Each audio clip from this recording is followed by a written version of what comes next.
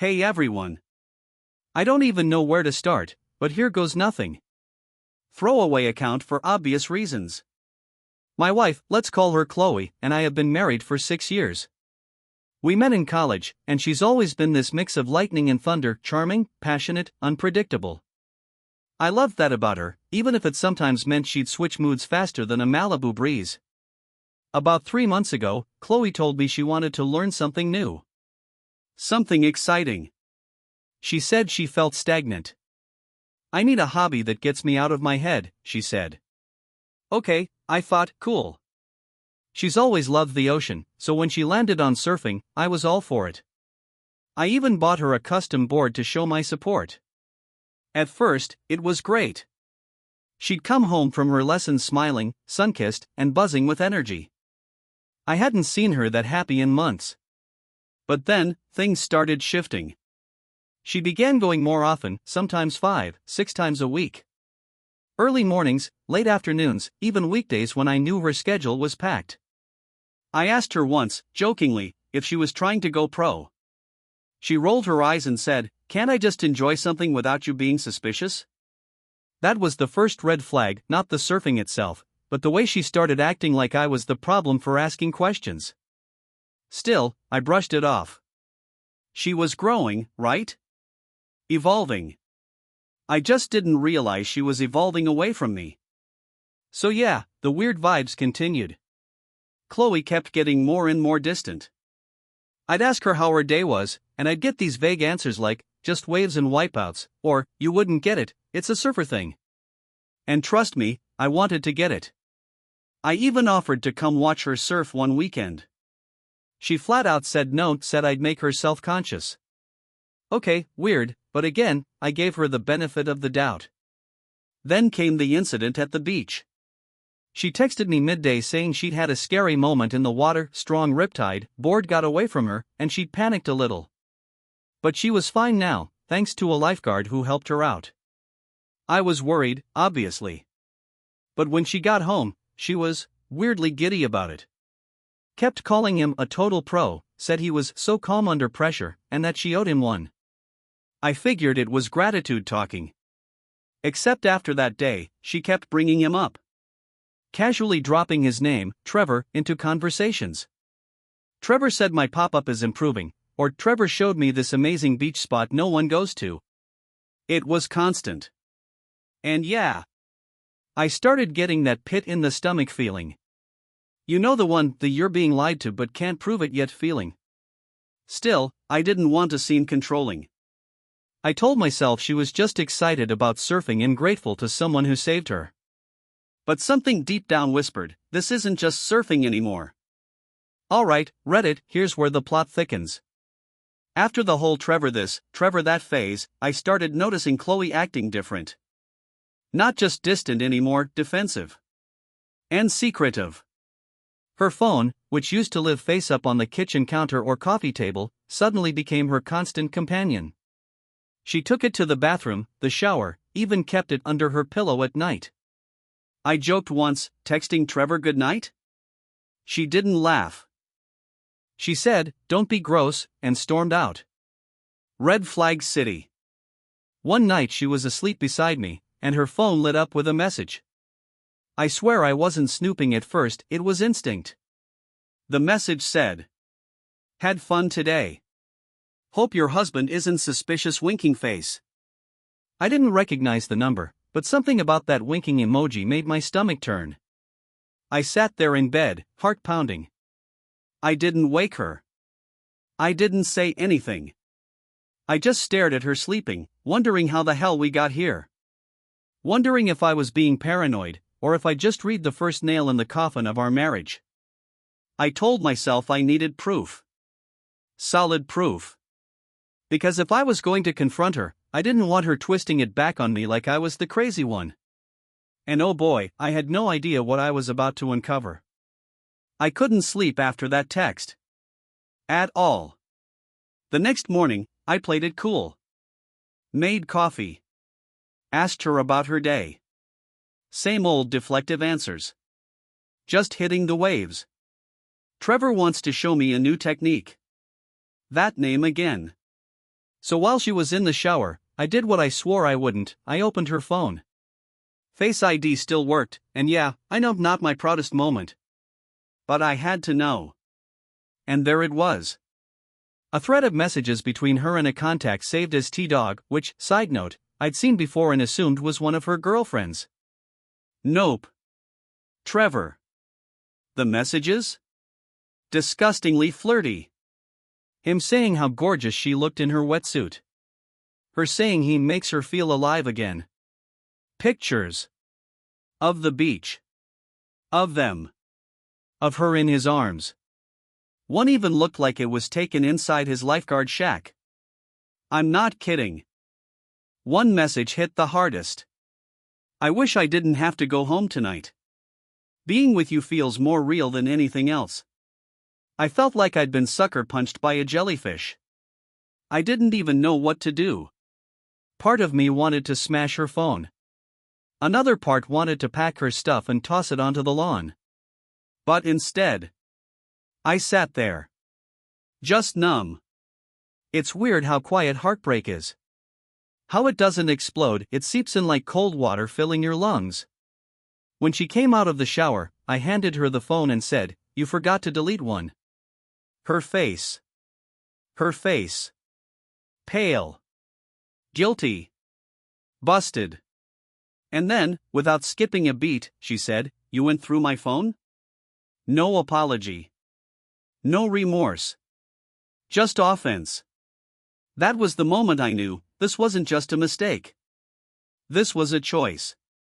So yeah, after I handed her the phone and said, "You forgot to delete one," it was like a bomb went off in the living room. Chloe just stood there, wrapped in a towel, dripping wet, eyes wide like a deer caught in headlights. Then came the first words out of her mouth, and I swear on everything, read it, I will never forget them. It wasn't what it looked like. The oldest, dustiest, most cliché excuse in the book. I just looked at her, silent. She started scrambling, trying to explain. Apparently, Trevor wasn't just some lifeguard, he was a good listener who understood her and helped her feel confident again. According to her, it just happened, and she didn't plan it.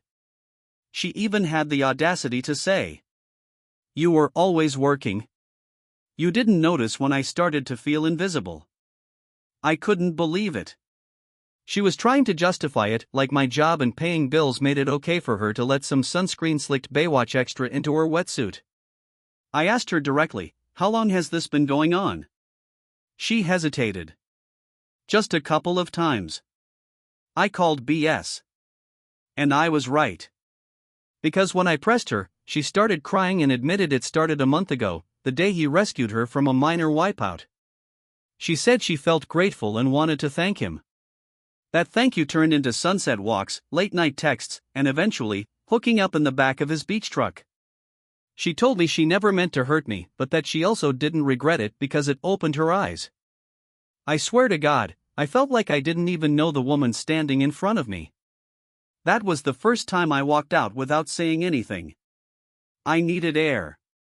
And yeah, I ended up at a gas station parking lot for an hour, just staring at the steering wheel, wondering if I'd ever be able to look at the ocean the same way again. After I walked out, I drove with no destination. Just street lights, red lights, and too many thoughts crashing over me like waves in a storm. My hands were shaking. My throat tight.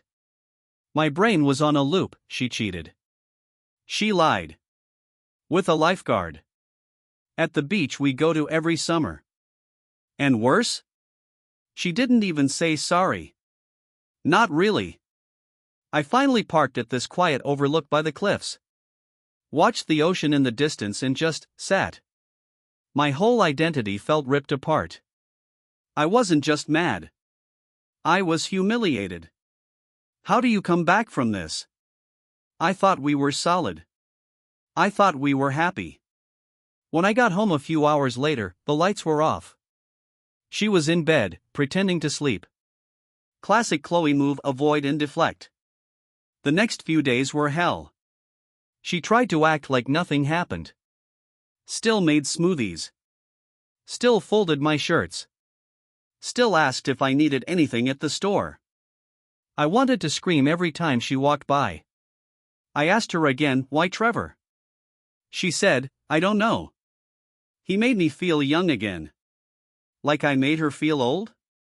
I'm 35, not a fossil. I tried talking. I tried yelling. I even tried being quiet to keep the peace. Nothing worked. Everything she said felt rehearsed, like she'd already told herself these lies 1,000 times before I found out. But then came something I didn't expect, a message. From Trevor. Yep. The lifeguard DM'd me on Instagram. Didn't mean to hurt you, bro. Chloe said you guys were basically over. I wouldn't have crossed that line otherwise. I saw red. Basically over? That's what she told him? I showed her the message. Her face turned ghost white. Then she spun some garbage about how she didn't want him to think she was a bad person. So she lied to me and him. Cool. I felt like my entire marriage was built on sand and the tide had just come in. After Trevor's message and Chloe's pathetic excuse about not wanting to look bad, I hit a wall. Emotionally, mentally, spiritually, I was done. I couldn't eat. Couldn't sleep. I'd lie in bed next to her, feeling like I was next to a stranger. A liar. A woman who could play house in the morning and sneak off to the dunes by sunset. And yet, she still acted like we could fix it.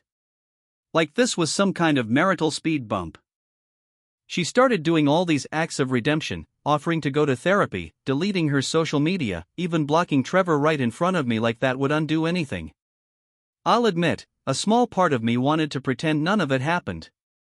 That if I ignored it long enough, we'd snap back to how things were before the beach trip. Before the towel. Before the lifeguard. But it wasn't real.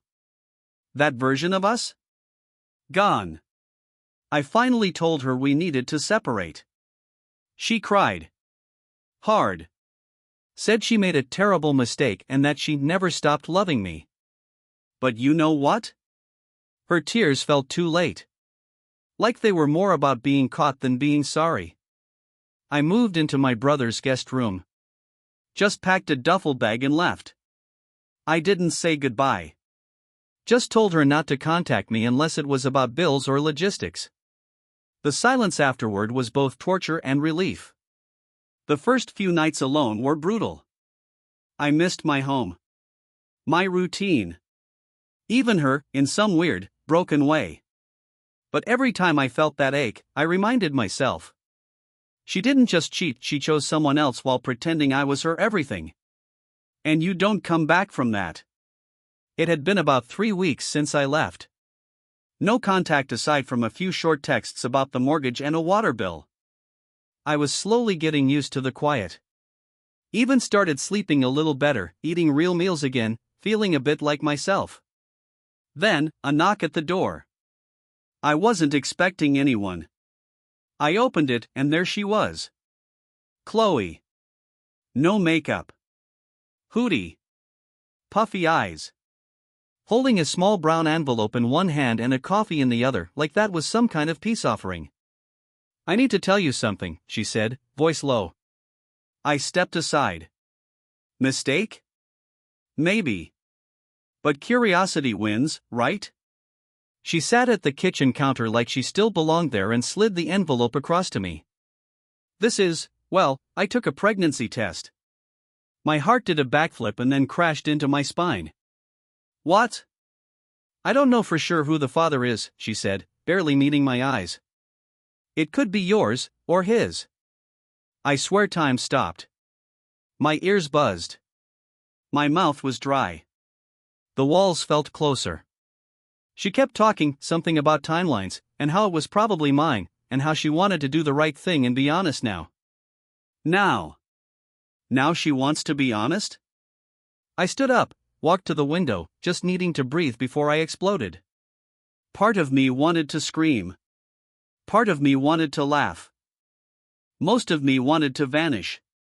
I asked her, did you come here for me, or for the baby? She said, both. I didn't respond. She left after that. Quietly. No more tears. Just that stupid envelope and her scent still lingering in the air. I didn't even open it. That envelope sat on the counter for 2 days. I glanced at it like it was a live grenade. Part of me hoped if I ignored it long enough, it would disappear, maybe take the whole situation with it. But you know how your mind works when you're already shattered? It won't let you rest. It pokes, prods, whispers, what if it's yours? What if it's not? Over and over until you snap. So I opened it. Inside was a pregnancy test still in the wrapper, and used, and a printed calendar. She had circled 2 dates in red marker. One was the night we were intimate. The other was the night she admitted being with him. Just 3 days apart. I felt sick. She was right, no way to tell without a paternity test. But the real gut punch? A post-it stuck to the calendar that read, "I'm sorry. I'll get the test. I just hope it's yours." That hope, hers, not mine, felt like another betrayal. Because suddenly I realized, she wanted it to be mine to save herself. Not for me. Not because she loved me. But because that was her last chance to put a band-aid on a bullet wound. I didn't text her. Didn't call. Instead, I booked a consultation with a lawyer the next morning. I needed to start protecting myself legally, emotionally, financially. Because whatever that test said down the line, the damage was already done. The truth?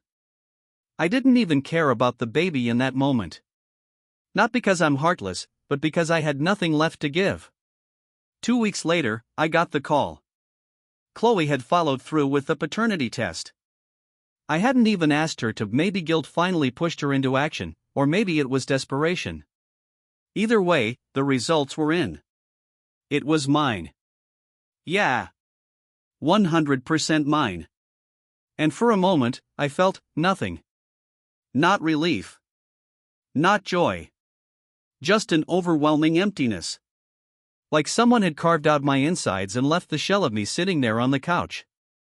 She called that night, voice trembling. "Did you see the results?" I did. "I know you probably hate me. But maybe this is something we can rebuild. For the baby." She didn't say for us. She said for the baby. And I think that's when I finally saw it all clearly. Chloe wasn't evil. She was selfish. She wasn't sorry for what she did, she was sorry for getting caught and for the consequences that came after. She'd lie when it was easy, twist the truth when it suited her, and then pull the honesty card when she was cornered. And me?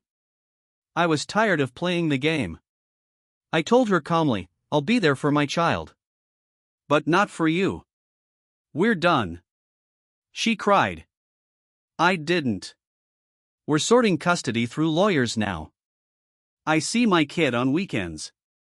He's the only innocent part in this whole messed up story. As for me? I'm healing slowly. I go to therapy. I journal.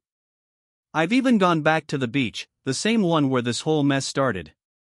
It's funny how the same place can mean two completely different things in your life, before and after betrayal. What I've learned. Don't ignore the small red flags. Trust your gut. And when someone shows you who they are, believe them the first time, not after they've broken every part of you. If you're reading this and you're in a situation like mine, know this, you deserve peace. Even if it means walking away from someone you once planned forever with.